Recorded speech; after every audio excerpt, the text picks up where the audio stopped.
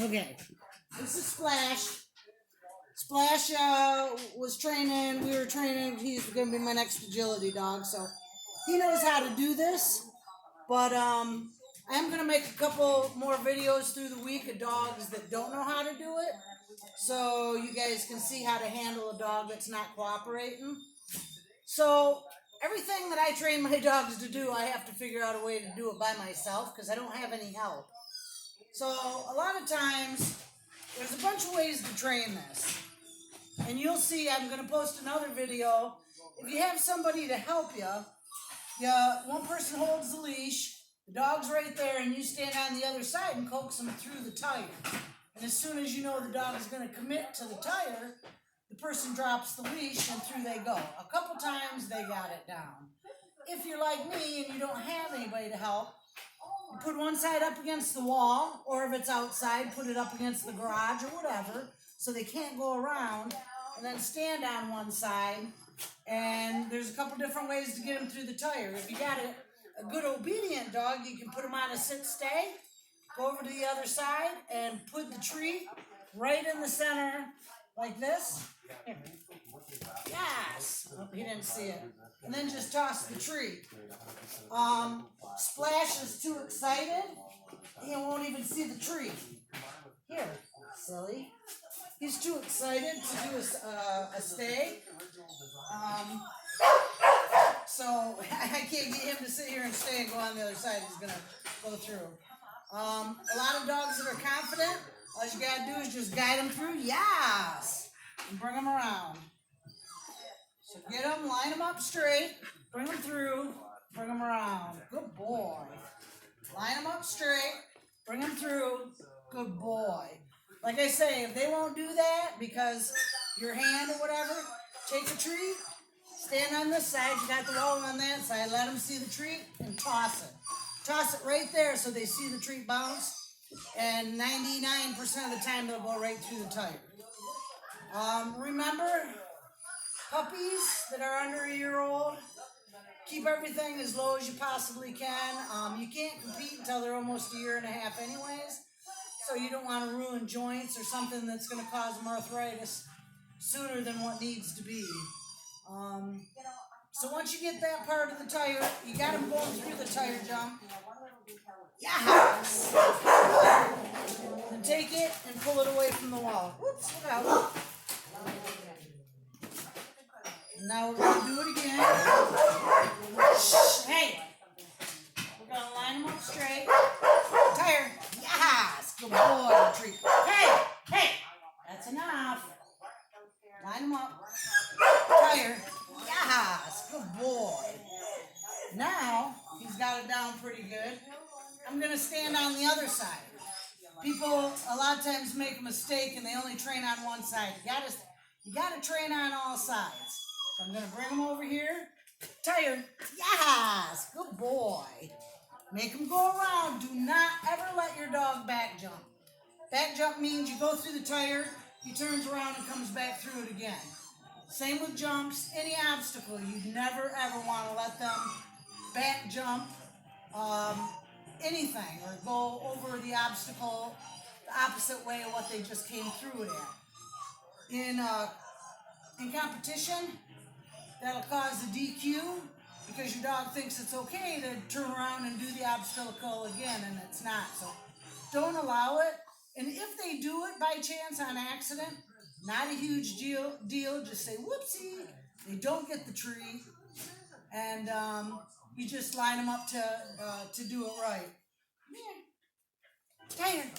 Whoopsie. Tire. Yes. Good boy. And you see how it confuses them? Just switching sides a little bit. And use your left hand. Don't cross over to treat.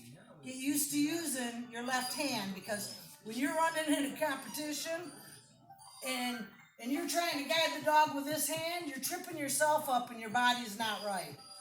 In competition, these guys follow your body.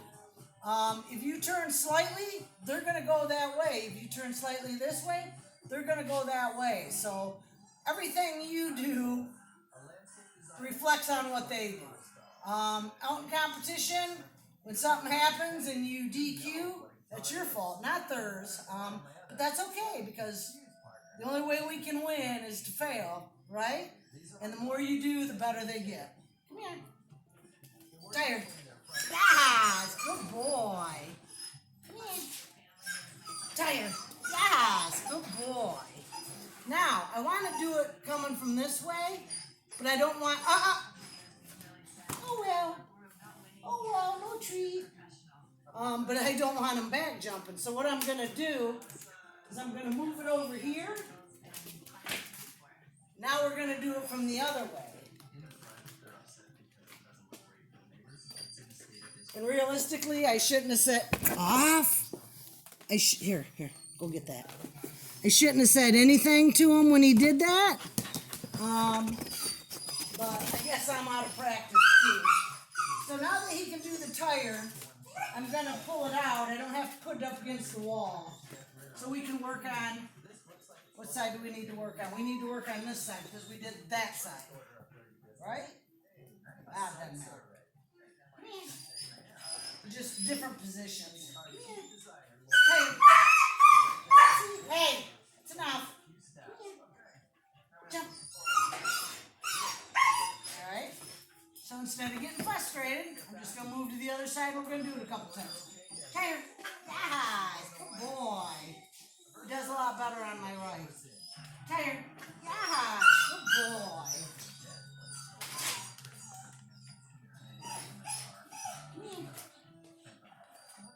Whoopsie. Yeah. He's having a hard time. So instead of keep going back and forth, I'm going to take the tree. Come here, Swish. Turn him around. Come on. Line up.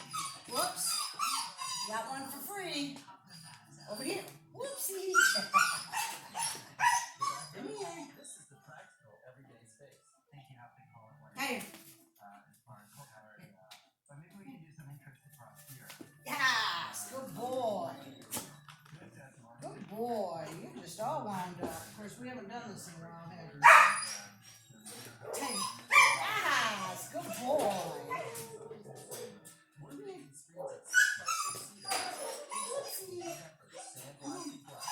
Hey. Yes. Good boy. And now, I think I probably should have been doing it on that side. I'm not going to put it in the same spot. I'm going to move it back here. And we're kind of close to the wall, but we're not going fast. Come here. Take it. Yes. Good boy.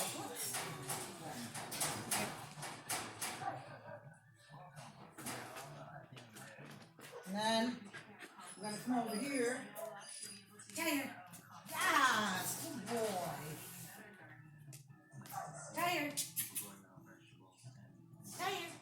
Yes, good boy. We're going to call that good.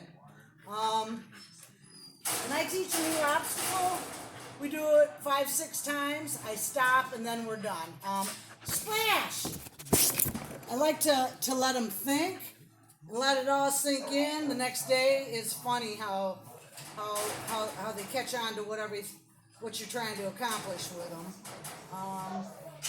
What else? When I start out training him, I don't put no height on it. He doesn't, well, he knows how to jump, but a majority of them don't know really how to take jumps real well. So keep them low, because once we start working on jumps, they learn where their back feet are, and then we can start moving stuff up. But in the beginning, keep everything as simple as can be, make it as fun as can be.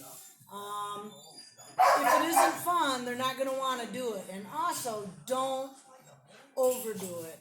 I've seen dogs that are burned out on agility because the people just practice constantly. And the dog, it's like it is no big deal anymore because they do it so much. When you make it so they don't do it a lot, and what's the saying? Always leave making them want more, is a lot better off.